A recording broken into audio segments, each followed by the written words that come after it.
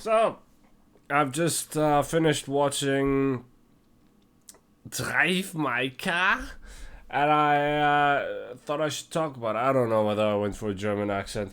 Drive My Car is a Japanese film which was actually nominated for Best Picture at the Oscars, didn't win. And I've been looking forward to seeing this film for quite some time, actually. Ever since I heard that this was an international film or foreign film or whatever you want to call that.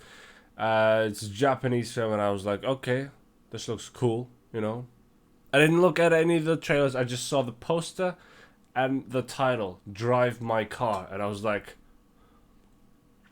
that sounds pretty good. And what I expected was an R-rated version of Green Book with an Eastern flair to it. That is not what I got. Nope, absolutely. I did not. No, not really. I didn't. No, that's not what this is. So that's the first surprise, that the film is literally everything but what I've imagined it would be. But that's not necessarily a bad thing, because a film can be different to what you would expect it to be, but then also really surprise you by just how good it is. Did I love this film? No. Well, first of all, it needs to be stressed, this film was 3 hours long, and do you feel that length? Yeah. I thought it was cool that there were multiple languages spoken, such as Japanese, that was the main language, then also Korean, English, a tiny bit of German. The German was a little broken, but I guess that was supposed to be German. Yeah, I understood it, but and maybe Mandarin. I don't think so though. But there was one character in the film who was able to speak Mandarin, but I don't think she ever did do that. So. But it's just, I thought it was really interesting that you had these multiple languages coming together. And what is this film about? And this is going to be me trying to give I'm going to try to be as spoiler-free as possible with this one, because the synopsis of the film, in my opinion, goes a little too far. Into the plot. So I'm gonna just be like, we have a main character who's a stage actor and director, and he comes up with plays for his theater. So this is like Broadway essentially, or yeah, like this is an actual play. Which is not something you see that often anymore. Usually it's always a movie, but no, this is actually a stage performance. So, and he is, he has a wife, and she is a screenwriter, and it seems like they have a pretty good marriage, then something happens, and their relationship is then kind of not so great anymore. They've been through a lot, and basically our main character is just on this journey of something happens, and he's not able to drive his own car anymore, so somebody else has to drive him from now on, and he goes through some things, and this other girl who's driving him around, she's also been through some stuff, and you kind of, as the movie goes on, more and more, you find out more things about her, also more things about our main character, the backstory, also more things about the main character's wife. And then also other interesting characters. Oh, as far as languages go, there's also sign language used in the film, so that was pretty interesting. I find it just amazing that all of a sudden, within just the same year of 2021, we had all these projects surrounding sign language, right? That had sign language in them. Like all of a sudden, there was literally nothing for so long. But then it felt like in 2021, like pretty much everything was had sign language in it. So it was like what, Hawkeye, the Book of Boba Fett,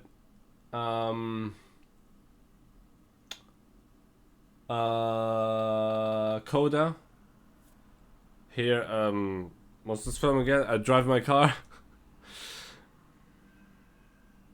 Must be a few more, right? But yeah. So no, I think it's a good thing, and also the woman who used sign language, her performance was so full of love and full of emotion, even though she wasn't able to speak. So I thought that was actually really nice that you could actually feel those emotions. Now I do have a gripe with this film, and this is really the main reason why I didn't love it. Well, first of all, it was long, 3 hours long, and sadly, you feel the 3 hours. It's yeah, and I mean, I really appreciate a story and a film or a TV show that which takes its time. But in order for you to take your time, I think you gotta have something very interesting, something that I'm like burning to find out the resolution of. And that, I think, is when a slow burn works extremely well. In this case, I didn't really have this like burning desire to find out what happens next. I was just put on this journey, which I really appreciated. And it was a cool thing that I was put on that journey, but I wasn't like really super excited about what would happen next. And because it was such a slow burn, really, I thought that was a little unfortunate. That it didn't have enough. I don't want to be that type of person. Oh, there needed to be more action, man. I don't want to be that type of person, but I just think that there needed to be more of a. The film needed, no pun intended, the film needed more drive, And I don't think it had that. For me, at least, it didn't. But, I mean, what I then also love about this film is that it shows that you don't really need a villain all the time to tell a good story, Now, I like I said, I do have some issues in the story department, but I still think it's a very interesting character study, and then the story it tells is it's a very, very personal story to our main character, but also to the female companion who constantly has to drive him. So, given that it is a personal story and that you do feel for the main character, sadly not as much as maybe you would want to. I wanted to like really feel it. Didn't quite happen, except for like the first 30 minutes where a certain thing happens and I was like, damn, this person did that, but I just wanted to feel it throughout the entire film, and unfortunately I did not get that. But it is what it is. I gotta say though, beautiful white shots. I mean, just the landscapes, and heck, even just the roads, and looking at the car, everything was just so clean, but not unrealistically clean, but it was just like the color schemes, the red car, and then blue sky and blue sea, and then the like, I don't know, gray road. It was just like these colors. It was like just the right colors used and perfectly graded. It looked fantastic. Hands down one of the most beautiful things of one of the most beautiful films of 2021. And that's one thing that I really appreciated. Also the camera shots constantly, I was like, wow, this looks beautiful. Great scenery. Soundtrack was, I thought, was really nice, and it guides you through the entire film, kind of. More so happens most of the time when there's a journey that happens within the car. Sometimes there's also moments where you can literally hear nothing at all. Was like in one moment, so I thought that was pretty cool. Yeah, just switching it up a little bit, being a little original and being different. That's exactly what this film is. Yeah. And you know, one thing that I really appreciated about this film, how many times have I said that today? This film raises an interesting question, you know, which is, when exactly are you responsible for somebody's death? Do you have to literally kill them to be responsible, or is it enough if you had an influence on the person who died? Who then died.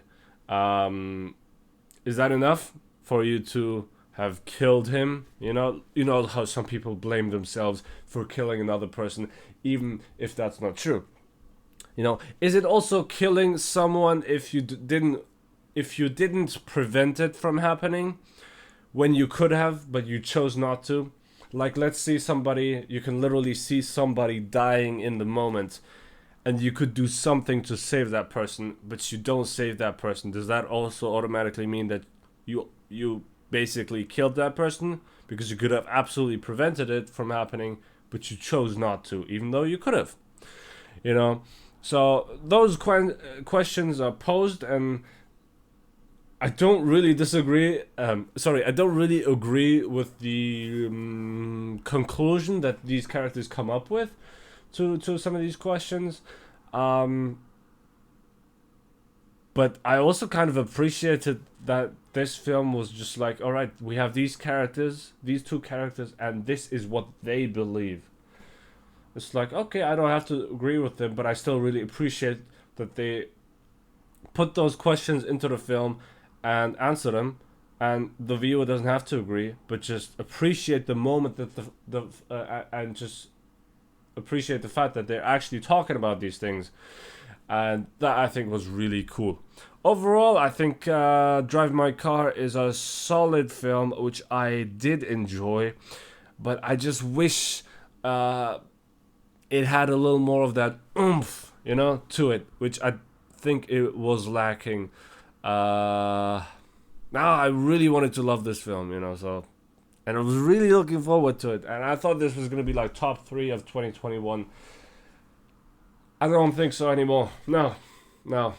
Out of the films, out of the 2021 Best Picture nominees, I still think it was better than Dune, better than Nightmare Alley, better than West Side Story, and also a little better than Don't Look Up. I actually apparently like Don't Look Up a lot more than a lot of other people, according to social media. I thought King Richard was better, and if you've kind of followed my reviews, then you probably already will know which rating I will give Drive My Car, which is a high 6 out of 10. Solid film, pretty damn strong. Could have been better, in my opinion. A little, I don't want to say disappointed. Well, yeah, I guess. But I'm not mad about it. It was still a solid film, and I still really appreciate it for what it is, and I'm happy that I've now finally seen it. And it wasn't like a complete letdown. I just really wanted it to be this incredible piece of art, which to some people it definitely will be. To me, it just didn't quite hit the nail on the coffin, you know. So, but whatever, I liked it still. If you get the chance, to watch it, why don't you just check it out at least? All right, do that. All right, okay, cool. Hope you enjoyed the review. Everybody, keep watching movies.